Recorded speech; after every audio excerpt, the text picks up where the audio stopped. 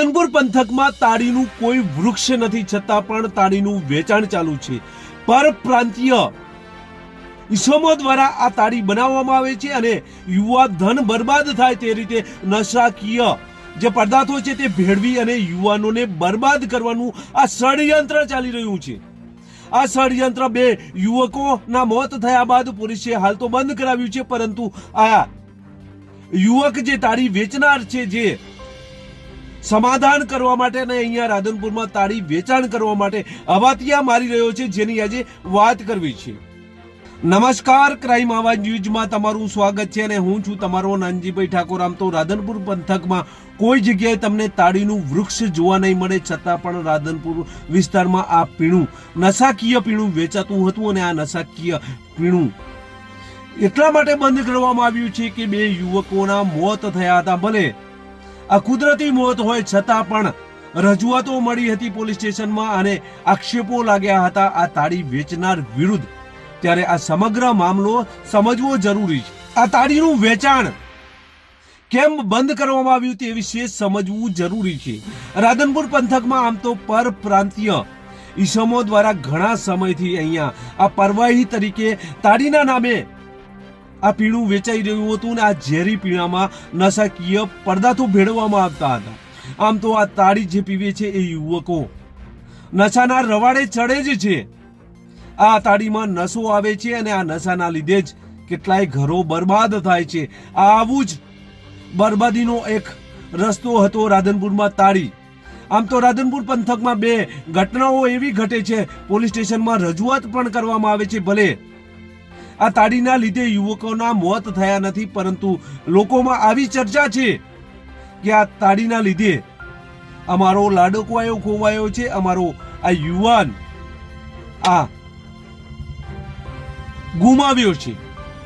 આવી ચર્ચાઓ અનેક પ્રકારની જોવા મળે છે. ત્યારે રાધનપુર પંથકમાં કમાલપુર ગામનો એક યુવક રાધનપુરથી તાળી પીને ઘરે જાય છે અને કાયમના માટે પથારી વશ થઈ જાય છે.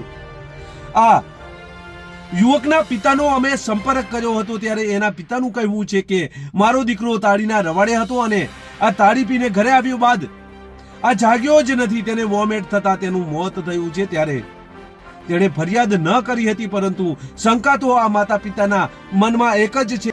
યુવકના પિતાનું કહેવું છે કે મારો દીકરો રાધનપુર મુકામે ગયો હતો ને તેની સાથે તેનો મિત્રનું કહેવું છે કે અમે તાળી પીવા ગયા હતા અને આ તાળી પીને અમે રાધનપુરથી આવ્યા અને ત્યારબાદ આ બનાવ બન્યો છે.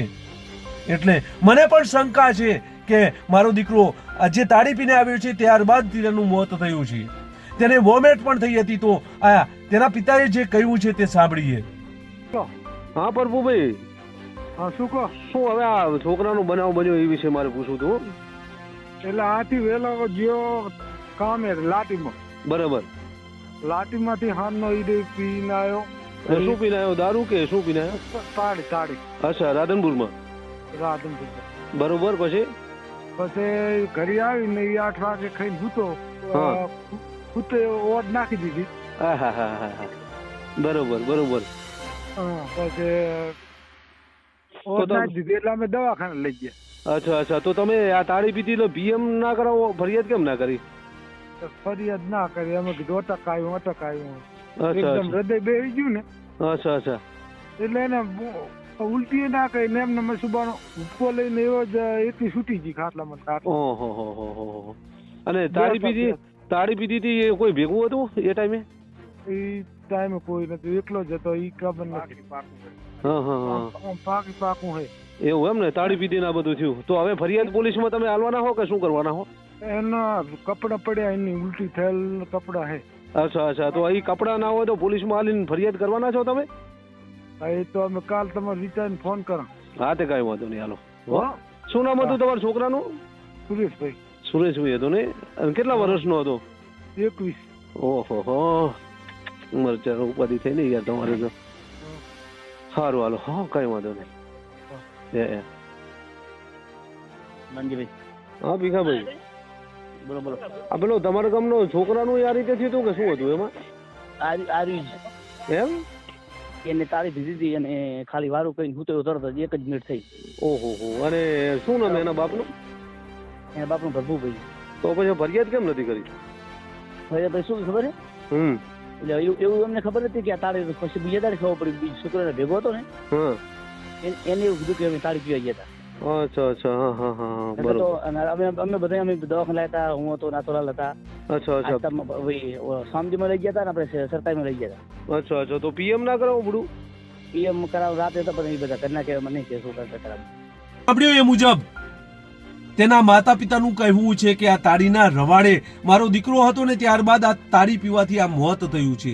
બીજી ઘટના એ જ સમયે રાધનપુર પંથકના ગોઢના એક યુવકની બને છે. આ યુવક ત્યાં તાળી પીવા જાય છે ને ત્યારબાદ ત્યાં તે ઢળી પડે છે અને ત્યારબાદ તેને હોસ્પિટલ લાવવામાં આવે છે અને પીએમ રિપોર્ટ કરાવવામાં આવે છે અને આ લાશ આ પરિવાર લઈ જાય છે.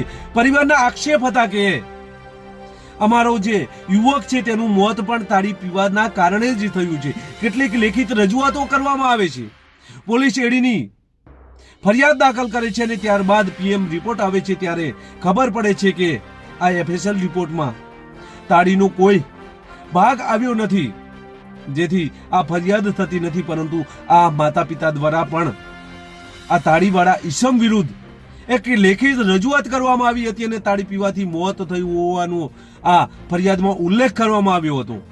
આ તાળી વેચનાર દીપક છે તેનું નામ પણ દાખલ કરવામાં આવ્યું હતું. આ ફરિયાદમાં આ લેખિતમાં રજૂઆત કરવામાં આવી હતી, પરંતુ આ પીએમ રિપોર્ટ આવ્યા બાદ આ દીપક સામે કોઈ કાર્યવાહી થઈ નથી. ત્યારે આ દીપક હવે જ્યારે કાર્યવાહી નથી થઈ ત્યારે રાધનપુરમાં ફરીથી તાળીનું વેચાણ કરાવવા માટે અનેક જગ્યાએ સમાધાનની વાતો કરી રહ્યો છે. અનેક જગ્યાએ રાધનપુરમાં એવા માણસોને મળી રહ્યો છે કે જે આ માણસો આવી તાળીનું વેચાણ શરૂ કરાવે.